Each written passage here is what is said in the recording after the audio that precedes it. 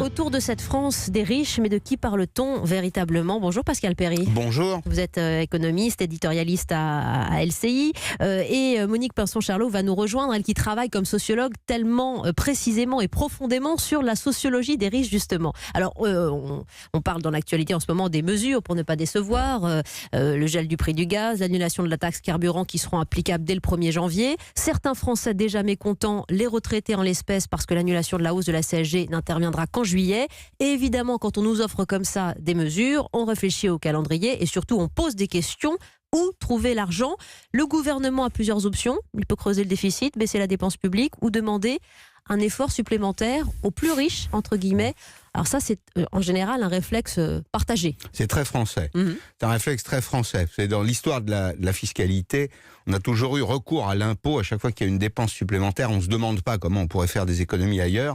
On se demande où lever des impôts supplémentaires. Je vous renvoie au petit bouquin que j'ai publié qui s'appelle « Les impôts pour les nuls », dans lequel je raconte la longue histoire de la fiscalité. Ça remonte pratiquement à des temps immémoriaux, mais on a toujours pensé qu'on pouvait lever des impôts supplémentaires. Simplement, aujourd'hui, il y a un phénomène de ras-le-bol fiscal, et vous savez, l'impôt, il a une particularité, c'est que pour être efficace, il doit être accepté. Or, aujourd'hui, il y a une partie de la fiscalité qui est très désincitative, c'est-à-dire qu'elle n'incite pas à créer de la richesse, et donc on est arrivé pratiquement au plafond. Plus on va créer d'impôts aujourd'hui, moins le rendement de l'impôt sera élevé et donc on va passer à côté du problème. Bien sûr, dans une France qui conteste la pression fiscale, le seul impôt qu'on peut lever, c'est celui qu'on va chercher chez les plus riches. Nicolas Sarkozy aussi, contacté de président des riches, avait dû frapper dans leur portefeuille face à la crise économique, face au déficit abyssaux. Il n'avait pas vraiment d'autre choix. C'est-à-dire que une partie de ces mesures-là sera forcément absorbée par les classes les plus aisées. Alors, qu'est-ce qu'on appelle les riches, d'ailleurs, au passage Les riches, est-ce que c'est des personnes physiques, des personnes morales? Est-ce que c'est des entreprises? Oui, il y a des entreprises qui sont riches parce qu'elles ont de la trésorerie, parce qu'elles réussissent, etc. Ce que j'observe, c'est qu'en effet, pour financer ce train de mesures, on va vraisemblablement se tourner vers les personnes physiques. Je parle de l'impôt sur le revenu, qui ont des revenus élevés. Il est possible que l'impôt sur le revenu soit un peu plus progressif qu'il n'est aujourd'hui. L'impôt sur le revenu, c'était une promesse républicaine de redistribution. On prenait un peu plus aux plus riches pour donner à ceux qui en avaient besoin. C'est la contribution à l'effort national. Or, aujourd'hui, il est progressif, il est ensuite proportionnel et il est régressif. C'est-à-dire qu'il a plus sa vocation de redistribution. Et on va prendre aux entreprises, c'est-à-dire qu'on voit bien aujourd'hui que la tentation, ça va être de demander aux grands groupes de payer une taxe sur le chiffre d'affaires. Alors c'est encore pas très clair. Il les a reçus la semaine dernière, Emmanuel Macron. On ne sait pas à qui on va le prendre exactement. Il y a cette tentation aussi qui est plutôt un mythe d'ailleurs dans mon esprit, que d'aller prendre aux GAFA, Google, Amazon, Facebook et Apple. Enfin, il ne faut pas s'imaginer que ces entreprises vont se livrer aux services fiscaux comme ça. Elles vont faire de la résistance. Donc on va prendre effectivement à ceux qui ont ou à ceux qui sont désignés comme plus riches aujourd'hui dans la société. Oui, il y a quand même une sorte de miroir déformant, j'ai le sentiment, en France. On va venir ensuite à la définition des riches. Mais sur ce qu'on appelle les riches, parce qu'on a tendance un peu, Pascal Perry, à confondre tout. Les classes moyennes, aisées, supérieures, les personnes morales, les grandes fortunes. C'est pas du tout la même chose. Ce ne sont pas les mêmes richesses, précisément. Non, d'abord, la richesse, ça se mesure avec du capital, le plus souvent. Or, il y a une règle économique simple, c'est que le capital, il est mobile. Il se déplace. La main-d'œuvre, elle est stable. Le capital, il est mobile. Ça veut dire qu'il y a une concurrence des territoires sur le plan fiscal. Quand on est trop taxé à un endroit et qu'on est propriétaire du capital, on se déplace à un autre endroit où on est bienvenu, où on est mieux accueilli sur le terrain de la fiscalité. Et donc, aujourd'hui, qui sont les riches? Pour répondre à votre question, il y a quelques très grandes fortunes, mais elle paye déjà, elle finance déjà une partie du bien public. Les classes moyennes supérieures, est-ce que être riche, c'est gagner 100 000 € par an? Oui, dans la définition qu'on en donne, c'est le cas. Dans la définition de François Hollande, on y reviendra, c'est plus de 4 000 € par mois. Je crois qu'il l'a révisé, sa définition. J'ai passé un petit moment hier avec son ancien ministre de l'économie, parler de tout ça, avec Michel Sapin. Je pense qu'aujourd'hui, dans la société de 2018, la richesse, c'est autre chose. C'est pas simplement gagner 4 000 €. Tout est relatif, évidemment. Mais à partir de 15 000 € par mois, on peut considérer qu'on a effectivement un niveau de vie très élevé. C'est aussi un certain nombre d'entreprises. Ce sont des gens qui sont propriétaires d'un capital capital. Le capital, il peut être immobilier ou il peut être mobilier. Ça peut être un portefeuille d'actions, ça peut être des participations dans des entreprises, ça peut être aussi du bâti et du foncier. C'est tout ça, les gens qui sont riches aujourd'hui. Mais en réalité, les vrais riches ont quitté le territoire national aujourd'hui. Ils sont plus tout à fait en France. Ou s'ils ne l'ont pas quitté, ils ne payent pas leurs impôts en France. Alors, il y a ceux qui l'ont quitté et qui pourraient revenir. C'était d'ailleurs l'incitation d'Emmanuel Macron, la flat tax, 30%. La flat tax, c'est une taxe proportionnelle. Quel que soit votre revenu, on vous prend 30%. Qu'il s'agisse d'un revenu immobilier ou mobilier, on vous prend 30%. Bon, est-ce que ça fait revenir les riches ? La réponse, pour le moment, elle n'est pas acquise, on n'est pas certain. Ce qu'on sait, c'est que ça ne fait plus fuir personne. Donc, prendre à ceux qui ont de l'argent, c'est bien, encore faut-il qu'on les ait sous la main. Et qu'on en parle avec la juste définition des choses. Pascal Perry, oui. Merci, vous avez commencé à le faire. On vous donnera plusieurs types de définitions, ce que les Français considèrent aussi comme richesse. Il y a un sondage du YouGov très intéressant, publié l'an passé sur le sujet. Notre enquête Facebook sur Emmanuel Macron, le président des riches. Pour vous, on vous en donnera aussi les résultats. Pascal Perry est avec nous. Monique Pinceau-Charlot, sociologue et ancienne directrice de recherche au CNRS, qui a beaucoup écrit sur les riches, nous rejoint dans un instant avec Julie. N'hésitez pas à témoigner comme Jacques qui arrive au standard. Le tour de la question sur la France des riches. Mais de qui parle-t-on vraiment ? Là, je vais citer Erwan et son tweet. François Hollande considérait comme riche un foyer qui percevait plus de 4 000 € par mois. Mais comme il n'a jamais compris le sens de classe moyenne... Voilà, un citoyen engagé qui réagit et qui va vous faire réagir. Pascal Perry, éditorialiste économique à LCI. Alors c'est vrai que François Hollande, vous le disiez à l'instant, a peut-être révisé sa notion. En tout cas, il le martelait à un moment donné. Je n'aime pas les riches, je n'aime pas les riches. Et j'en conviens. Ça, c'était en 2012. Oui. Je pense qu'il a dû changer d'avis malgré tout. Malgré tout, ça a du sens, là, ce 4 000 €. Qu'est-ce que ça veut dire ? Ça traduit finalement le fait qu'une partie de la classe moyenne française, la classe moyenne française, si vous voulez, sur toute la dernière partie du XXe siècle, c'est elle qui a tiré la croissance. C'est elle qui a alimenté la croissance et le marché intérieur du pays. Et elle s'est progressivement enrichie. C'est aussi ce qui a fait le succès de l'économie française. Or, aujourd'hui, les 4 000 €, c'est pas une fortune quand même, 4 000 €. Ça montre quoi ? Ça montre que la pyramide se serait un peu inversée. C'est-à-dire que les classes moyennes se sont appauvries. Il y a beaucoup de classes moyennes. Vous avez beaucoup de cadres aujourd'hui. Quand vous regardez, par exemple, la situation des cadres, vous avez 30% des cadres qui gagnent moins que le plafond de la sécurité sociale, c'est-à-dire moins de 3 000 €. Et puis, le deuxième phénomène, c'est que autant les classes moyennes se sont asséchées d'une certaine façon, ou se sont appauvries, autant les riches, ou une partie des riches, sont devenus beaucoup plus riches. Donc il y a un décrochage très fort. Si vous voulez, ce qui était le cœur de la société française, les classes moyennes, c'est réduit non pas à peau de chagrin, mais en tout cas présente aujourd'hui des revenus qui sont très souvent inférieurs à 4 000 €. C'est peut-être le sens profond de la formule de François Hollande. C'est pas une situation d'ailleurs qui doit durer. Alors, je vais vous donner une autre définition, l'Observatoire des inégalités, qui se base sur les statistiques de l'INSEE et qui fait démarrer la richesse, entre guillemets, lorsque le revenu du ménage représente le double du revenu médian français. Ça veut dire 3 400 € par mois pour les revenus du ménage. 1 700 € le revenu médian français. Voilà, autre définition. Sondage YouGov l'an passé intéressant. Pour 58% des Français, être riche, c'est toucher au-delà de 5 000 € par mois. Ça pose de toute façon la question d'une France fracturée, surtout en ces temps tourmentés. Voilà pourquoi on ne va pas réalimenter par principe et par provocation tout cela. Mais je voudrais que vous écoutiez différentes analyses dans cette émission, notamment celle du député de la France Insoumise, Adrien Quatennens, chez nos confrères de RMC, c'était il y a quelques jours. La question de l'impôt de solidarité sur la fortune, je dis bien de solidarité sur la fortune, vous savez que c'était une des principales revendications des Gilets jaunes. Parce que ça a consisté pour Emmanuel Macron à faire un cadeau d'1 million € par tête de pipe aux 100 Français les plus riches. Ça fait 4 milliards à peu près. N'est-il pas temps que les riches soient solidaires ? Je pense que si.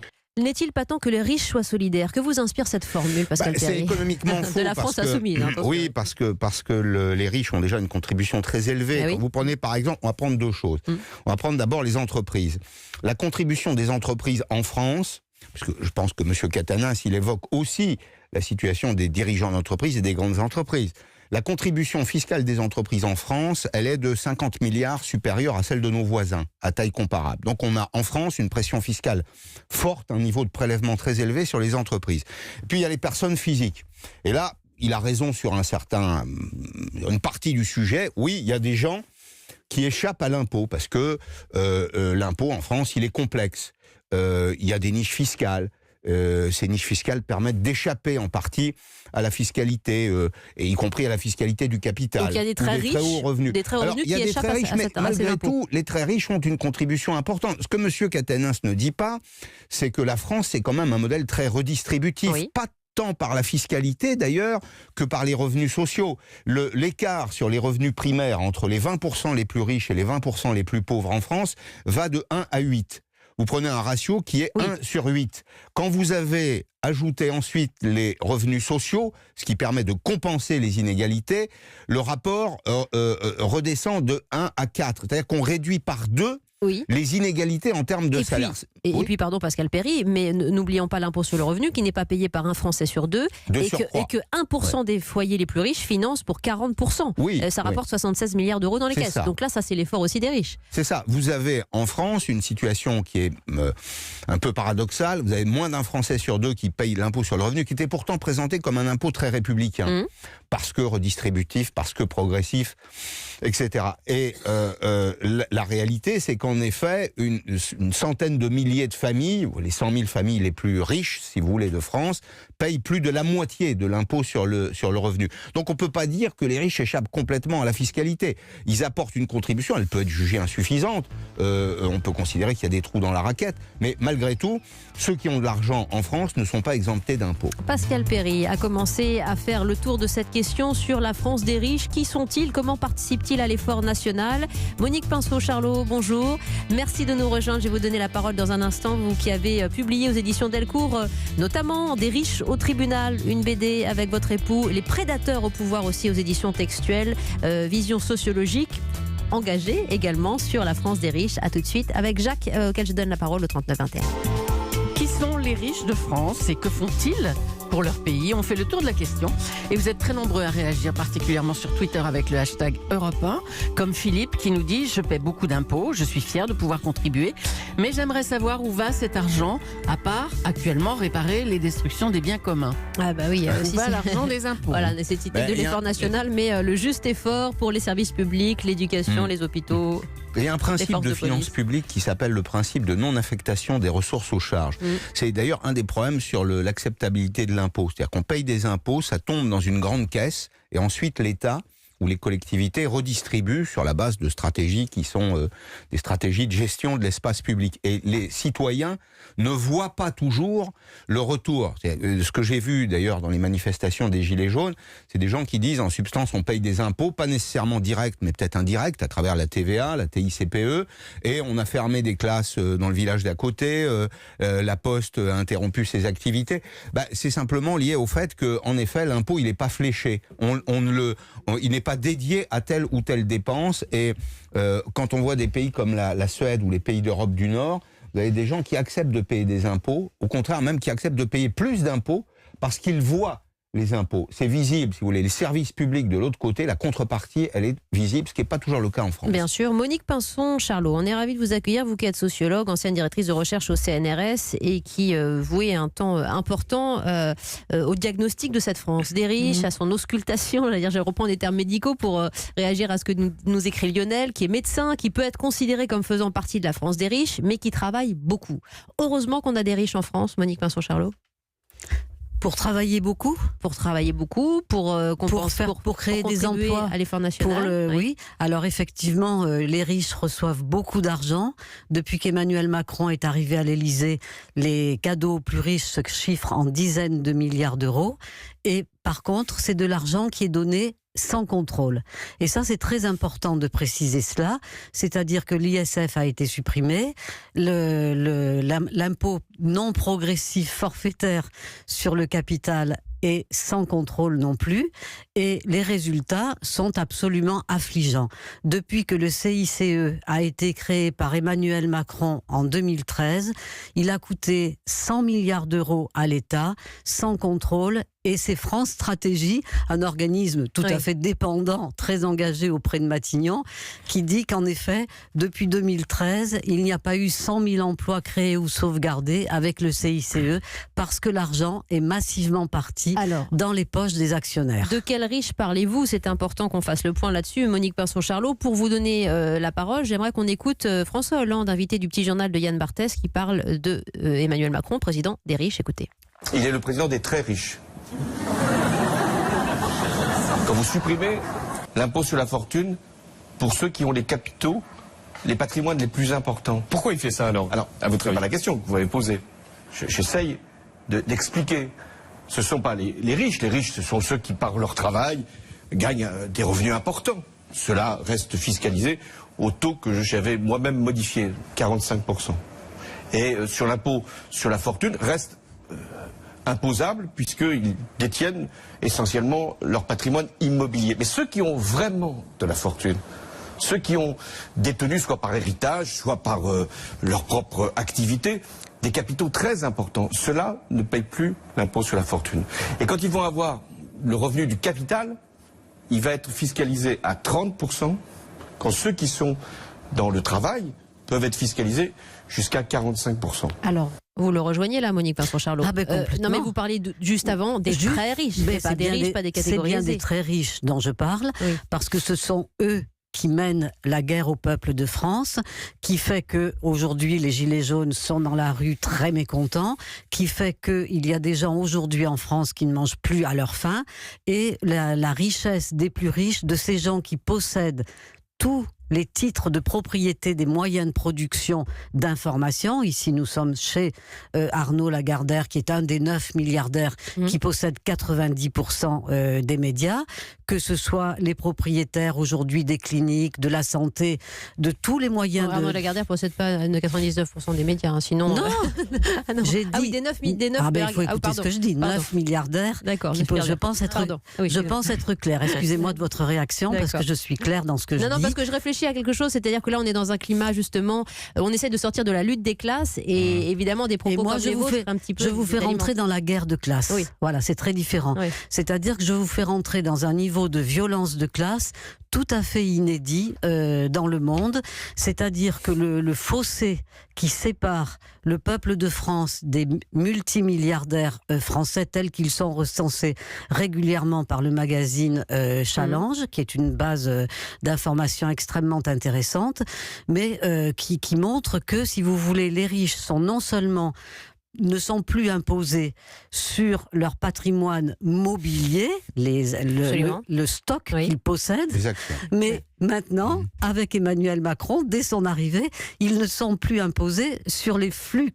Donc, il faudrait parler de millionnaires ou de milliardaires pour peut-être mieux entendre cette guerre des classes que vous mettez en avant, Pascal Perry. Moi, je pense que c'est une géographie, la géographie que vous présentez, la géographie de la France est très incomplète. C'est-à-dire qu'en effet, personne ne peut nier qu'il y a des gens qui sont extrêmement riches, qui ont accumulé du capital, mais c'est aussi... Et que ces inégalités s'accroissent entre les très riches et les plus pauvres. Oui, mais c'est lié à la mondialisation. C'est lié au fait que la mondialisation, marchés... Pascal Perry, il faut dire ce que c'est. La mondialisation, c'est le capitalisme mondialisé. Non, c'est pas tout à fait ça. La mondialisation, c'est la liberté de circulation des personnes et des marchandises. Non, parce que les migrants, eux, ils peuvent pas circuler. Oui, je ne peux pas accepter que vous disiez cela. Parce que l'État conserve la souveraineté du territoire et c'est heureux. Voilà. Et il ne laisse circuler que les plus riches et les capitaux. Oui, mais on accueille en effet les gens de tout temps. On a accueilli les gens qu'on avait envie d'accueillir et ceux qu'on n'a pas envie d'accueillir, on les laisse dehors. C'est un élément de souveraineté. Ah non, mais moi je le défends, ça. Vous ne pouvez pas dire des choses aussi graves de façon aussi légère. Mais c'est pas léger, non. Je pense que ce qui est léger, c'est au contraire de violer les frontières.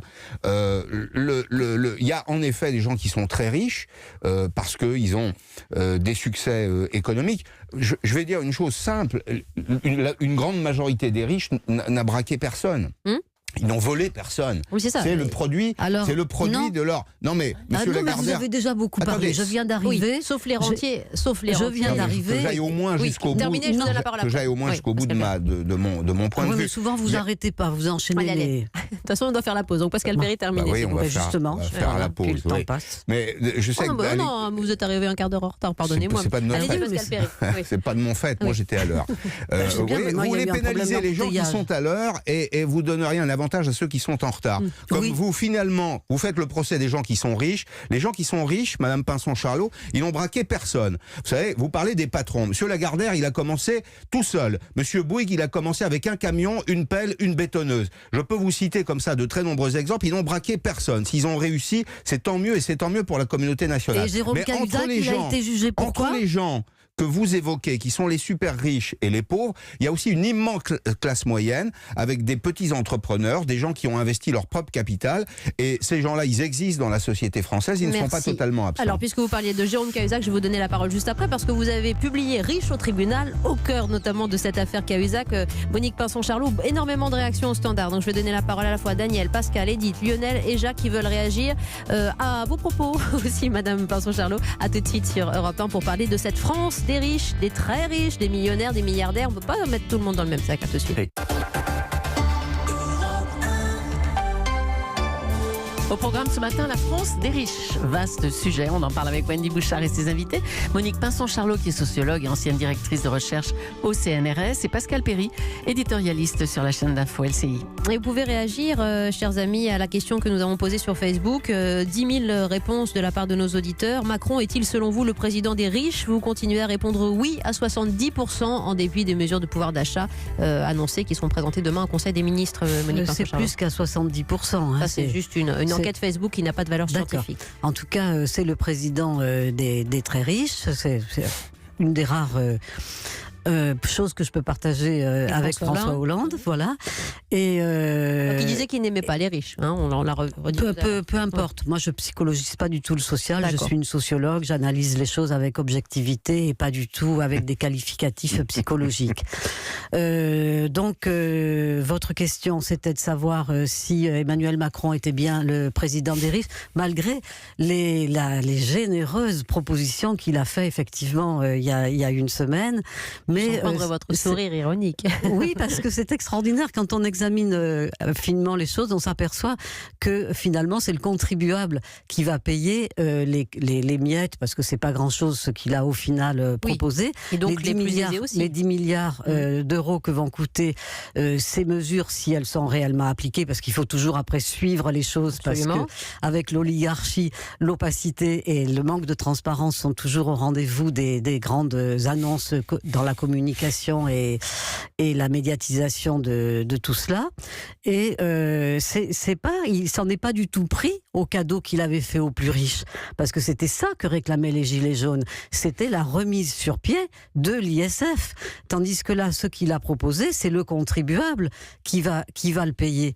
Donc ces mesures sont certainement bonnes pour les Gilets jaunes, parce que quand on a faim, toute mesure supplémentaire est bonne, mais que ce soit les 100 € de plus pour le SMIC, c'était une prime d'activité qui devait être mise en route à partir de 2020, elle est un peu devancée et elle est prise sur l'argent de l'État, et le reste est un peu tout à l'avenant. La défiscalisation des heures supplémentaires, quand il y a tant de chômage et que soi-disant on lutte contre le chômage et qu'on défiscalise les heures supplémentaires de ceux qui ont du travail, on verra dans quelles entreprises elles sont appliquées. En plus. Hein. Voilà. Donc, si vous voulez, c'est pas comme ça qu'on va remettre le peuple au travail, qu'on va résoudre le problème du chômage. Donc, il y a beaucoup, pour moi, excusez-moi, je sais que vous êtes pressé de donner la parole à Pascal Perry, mais moi je l'ai. Vous êtes de mauvaise foi, madame, je voulais donner la parole à Jacques qui nous attend au standard. Bon, tout simplement. En tout cas, et qui veut réagir à vos propos. Voilà, c'est-à-dire que ce qui est demandé, c'est qu'Emmanuel Macron revienne sur les cadeaux en dizaines de milliards d'euros, c'est ce que réclament les Gilets jaunes, revienne sur les dizaines de milliards d'euros qu'il a donné aux plus riches dès son arrivée, et qu'enfin, il mette un frein, qu'il supprime la fraude fiscale. Parce que Pascal Perry... Vous êtes fâché avec les chiffres, des dizaines de milliards d'euros aux plus riches. Vous ne savez pas compter. Si, je sais compter. Non. Alors, on en reparlera entre nous tout à l'heure. 3 milliards d'euros Non, mais attendez, vous ne coupez pas. 3 à 4 milliards d'euros. L'impôt de solidarité, ce n'est pas des dizaines de milliards. Ouais. Non, mais après, il y a le PFU. Monique Pinson-Charlot, on en a déjà parlé. On va parler de l'ISF. Point de crispation, l'ISF pour les Gilets jaunes. Et Jacques voulait réagir sur la suppression de l'ISF. Bonjour, monsieur. Vous qui nous appelez de Saint-Michel-sur-Orge. Bonjour, Jacques. Oui, bonjour. Je voulais simplement rappeler un chiffre, parce qu'on peut toujours parler, mais il faut toujours penser aux chiffres, même quand on fait de la sociologie. Mais l'ISF, en 2017, lorsqu'il battait son plein, puisqu'il a été... La dernière année, c'était 4 milliards, c'est-à-dire 1% du budget. Je répète, 1% du budget. Autrement dit, c'est simplement quelque chose... Vous imaginez 1% du budget, c'est comme si sur 1000 €, ça ne faisait que 10 €. Donc c'est rien l'ISF. Donc on est en train de s'exciter sur un totem. Oui, qui est un symbole. De la part des politiques, c'est de la duplicité et c'est de l'hypocrisie. Et de la part de pas mal de gilets jaunes, je pense que c'est soit de la naïveté, soit de l'ignorance. Alors, donc vous partagez ce chiffre, Monique Pinson-Charlot, avec Jacques. Le chiffre est exact. Donc on est d'accord, on est dans le symbole pour vous. Mais on n'est pas du tout dans le symbole parce que. Non, parce que vous parliez d'évasion fiscale, 80 milliards d'euros. J'étais claire dès le départ. Oui. J'ai montré que c'est pas seulement l'ISF, c'est un ensemble de cadeaux. C'est-à-dire que non seulement il a défiscalisé les stocks de valeurs mobilières, mais aussi les flux. Parce que l'argent de l'ISF, le patrimoine mobilier qui était déclaré à l'ISF, c'est la rente, c'est un patrimoine fixe. Mais ce patrimoine, il rapporte beaucoup d'argent, parce qu'il y a beaucoup de spéculation. Oui. Et donc après, ça, c'est cadeau aux très riches. Le cadeau aux très riches, c'est d'avoir ramené de 60 à 30%, mais la réalité, évidemment, pas celle-ci, parce qu'il y a toujours des manipulations derrière les chiffres. Derrière, en réalité, le forfait du PFU, la base, c'est 12,8%, parce qu'il compte, c'est des manipulations idéologiques. Pour le coup, il y a un peu trop de chiffres pour nos Non, mais c'est pas ça. Mais c'est qu'il compte, c'est très important à comprendre. La CSG, les cotisations sociales, quand il s'agit de l'impôt sur le capital, ils font ça pour que ça paraisse élevé. Quand il s'agit des salariés, on ne le fait pas. Voilà. Donc, voilà, la manipulation par les chiffres que vous mettez en avant de votre point de vue, Monique Pinson.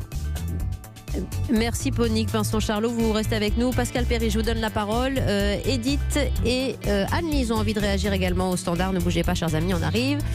39-21, Julie. Pour que notre société aille mieux, il faut des gens qui réussissent. Et il ne faut pas être jaloux d'eux. Il faut dire c'est formidable. C'est le fameux ruissellement ? Non, je ne crois pas au ruissellement pour ma part. Mais je crois à la cordée. Il y a des femmes et des hommes qui réussissent dans la société parce qu'ils ont des talents. La réussite n'est d'ailleurs pas que monétaire ou financière. Il y a des gens qui réussissent dans les arts, dans l'association, dans leur vie familiale. Et je veux qu'on célèbre toutes ces réussites, chacune et chacun. Il y en a d'autres pour qui la vie est plus dure. Je veux les aider par leur travail à réussir. Et d'autres qui sont fragiles, nous les protégerons. Mais si on commence à jeter des cailloux sur les premiers de cordée, c'est toute la cordée qui dégringole. C'était en octobre 2017, vous êtes sur Europe 1, on fait le tour de la question sur cette France des riches. Emmanuel Macron interrogé sur les plus riches pour lesquels il conduirait exclusivement ses réformes et qui parle donc de ces premiers de cordée qui ne paieraient pas leurs impôts sur le revenu en France. Pascal Perry, début des ennuis. C'est faux, évidemment. L'essentiel des Français, ceux qui résident sur le territoire français, payent leurs impôts en France, l'impôt sur le revenu notamment. On peut regretter, c'est mon cas d'ailleurs, qu'il soit insuffisamment progressif. Pour les plus riches, 45% de oui, c'est déjà beaucoup. Quand on vous prend, c'est 45 plus 4%. Il y a une taxe de 4% sur les revenus supérieurs à 500 000 euros. La moitié de ce que vous gagnez. Ça fait la moitié. Quand vous donnez la moitié à l'État de ce que vous avez gagné seul, c'est déjà une contribution très élevée. Quand vous donnez avec la flat tax 30% de vos revenus mobiliers, du revenu du capital, c'est déjà beaucoup aussi. Pourquoi ? Parce que au fond, derrière l'investissement, derrière les stratégies d'investissement, il y a aussi la notion du risque. Quand vous perdez, l'État ne vous donne pas 30%. C'est vous qui lui donnez 30%. Et donc, il est au fond associé à votre succès, mais il ne s'associe jamais à votre infortune, l'État. Je dis qu'on est quand même dans un système, alors il n'est pas parfait, le système français. Moi, je lui reproche essentiellement le système fiscal d'être trop fondé sur la fiscalité indirecte.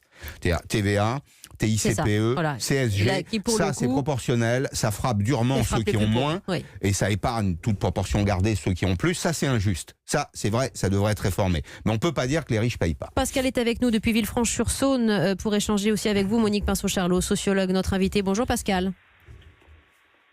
Bonjour Pascal et merci d'être à l'écoute de cette émission sur Europe 1. Bonjour, vous m'entendez ? Oui, il n'y a pas de souci, ouais. Donc, oui, alors avant toute chose, je voulais dire que je pense que le débat actuel a besoin de sérénité et j'ai le sentiment très personnel que le ton de votre sociologue assez agressif participe pas à cette sérénité. Cela dit, moi je voudrais...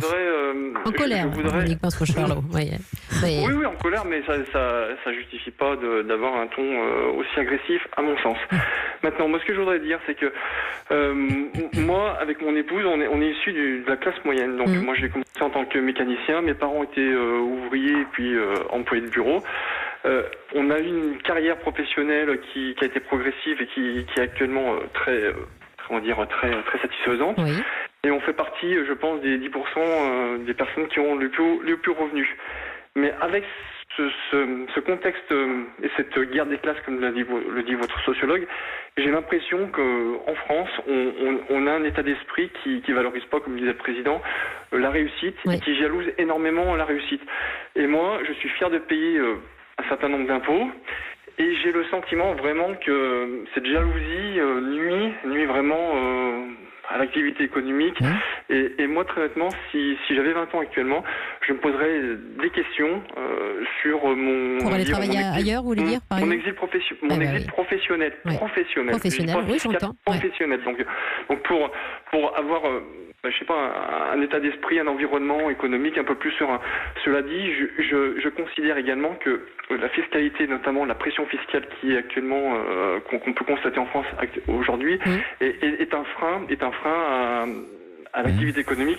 Cela passe bien évidemment par une réduction massive des dépenses publiques. Voilà. Pascal, merci, vous restez avec nous. Merci vraiment de votre intervention. Monique Pinson-Charlot, voilà un homme qui travaille, qui est fier de payer des impôts, mais qui ne supporte pas cette rancœur sociale, cette jalousie, cette espèce de... il a pas tort sur le matraquage de la réussite. C'est-à-dire que depuis le début de cette émission, je remarque que je ne sais pas comment sont triés les invités qui peuvent parler. Ils ne sont pas triés. Tout le monde peut appeler au standard. Non, il n'y a pas de... Tout le monde va dans le même sens. Police politique il y a un casting secret, comme tout le monde va dans le même sens, c'est-à-dire cette psychologisation. Cette psychologisation du social qui dit la jalousie, la rancœur, la frustration. Mais c'est pas du tout ça. C'est-à-dire qu'il y a ceux qui sont propriétaires des moyens de production, des moyens d'information, tout ce qui concerne la santé et le reste, qui exploitent la force de travail des autres. On est dans des rapports antagoniques de classe. On n'est pas du tout dans des rapports de jalousie contre ceux qui réussissent. Et vous exploitez quoi, Pascal, vous avez le sentiment d'exploiter Attendez, moi j'exploite quoi? Attendez, franchement, là je commence à être en colère parce que moi j'ai commencé avec un bac F3 pour les plus anciens, c'est un bac électrotechnique avec un BTS. Moi je me suis engagé comme sous-officier dans l'armée de l'air. Ensuite, j'ai réussi des concours dans la fonction publique. Maintenant, je suis cadre de la fonction publique. Mon épouse a été bénéficiaire de la CMU pendant ses études. La CMU, son père qui a fait faillite d'une entreprise était dans une situation très critique.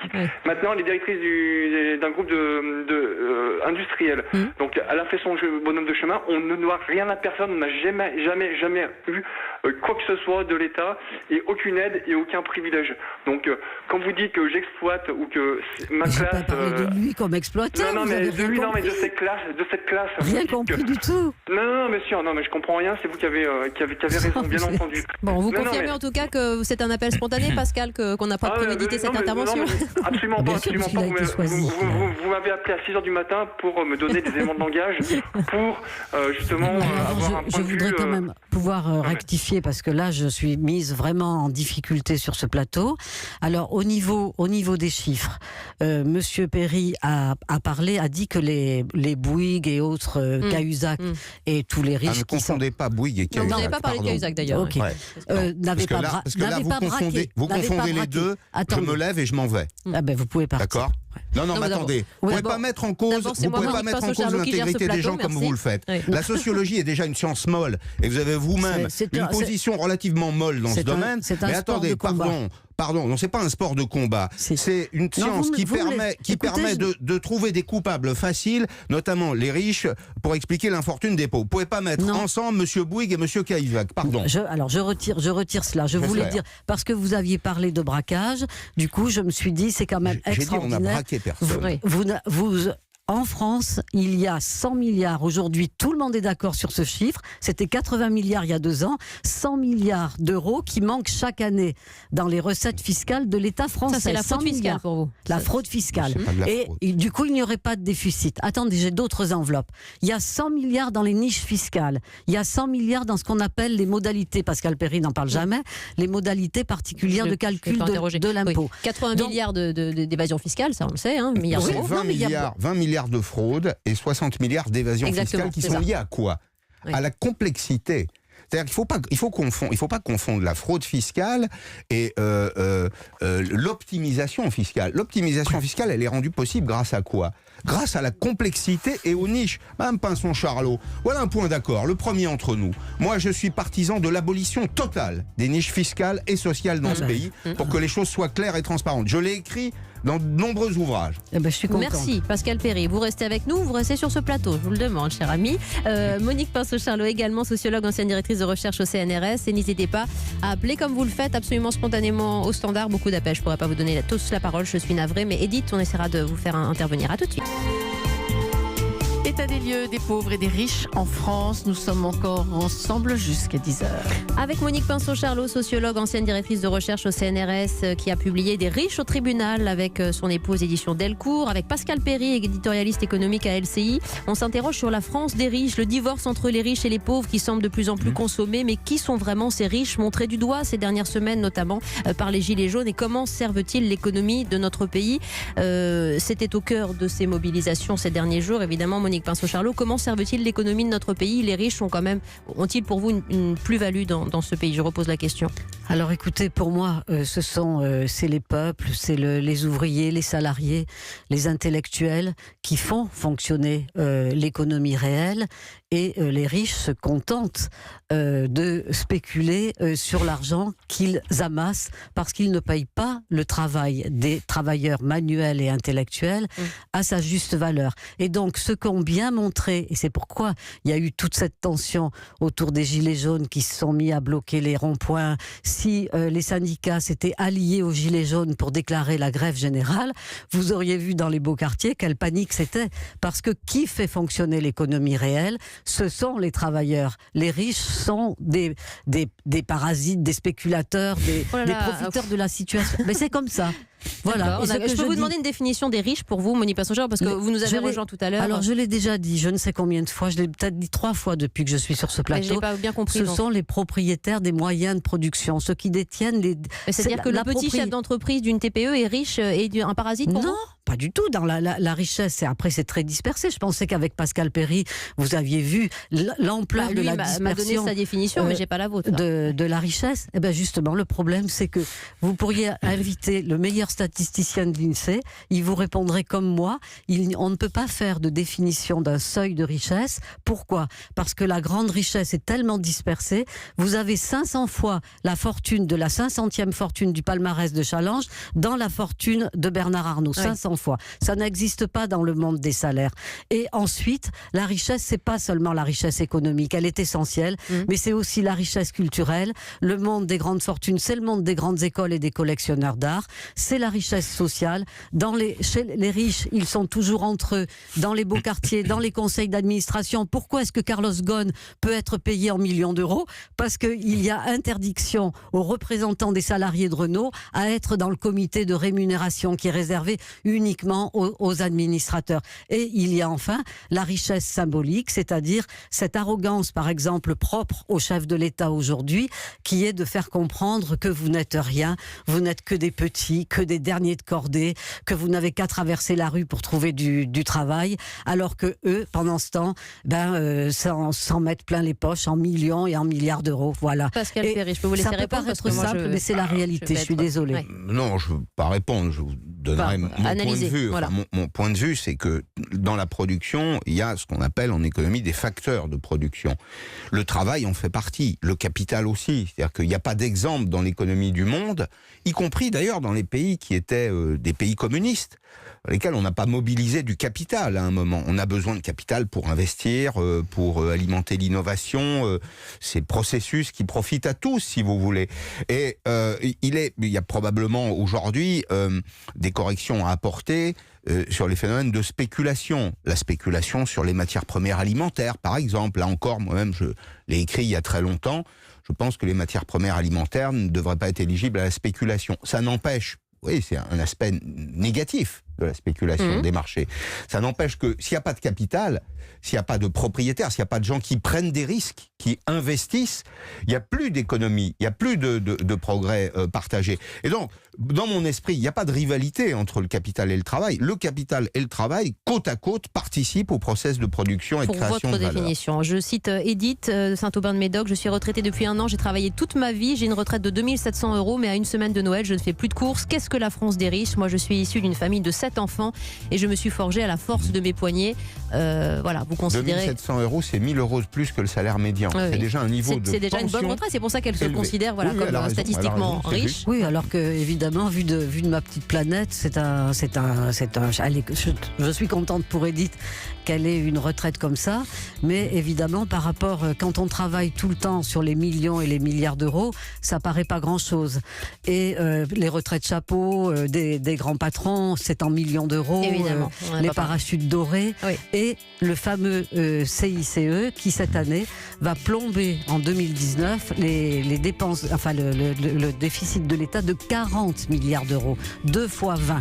Et ça, c'est de la responsabilité c'est peu de choses par rapport du aux régimes président de la spéciaux de retraite de la SNCF qui, depuis 30 ans, nous coûtent 3,5 milliards d'euros chaque année. Merci Mais là, 40 milliards tous les d'euros. deux. Voilà, on aurait pu faire 2 heures sur cette France des riches. De qui parle-t-on? Vous avez donné vos définitions, les contours d'un sujet passionnant, mais qu'on n'a pas pu évoquer dans le détail. Beaucoup d'appels au standard que je n'ai pas pu honorer. Je suis absolument navrée, chers amis. Merci Monique Pinson-Charlot et merci Pascal Perry. À tout de suite avec la météo et l'info. Julie.